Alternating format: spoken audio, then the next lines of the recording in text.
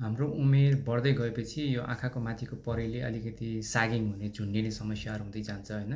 यसले गर्दा चाहिँ अलिकति आँखा चाहिँ अलिकति थकान भयो जस्तो, अलिकति टायर्ड लुकिङ होइन।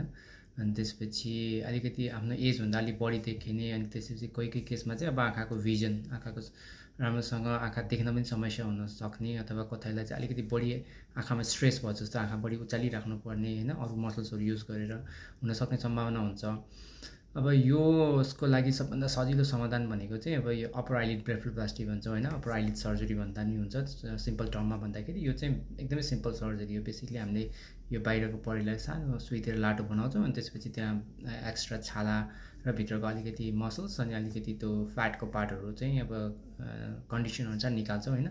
त्यसपछि तपाईँको आँखा अलिकति अभियसली युथफुल लुकिङ अलिकति बेटर भइहाल्छ होइन। अब केही दिन सुन्निनीहरू अलिकति एकदमै मिनिमल पेनहरू हुनसक्छ केही दिन। टाँकाहरू नर्मली 6 डेज जतिमा निकाल्छौँ हामी।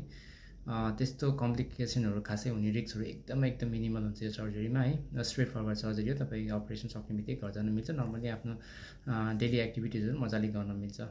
तपाईँहरूलाई पनि अब यस्तो समस्या छ भने हामीलाई कन्ट्याक्ट गर्न सक्नुहुन्छ। Thank you.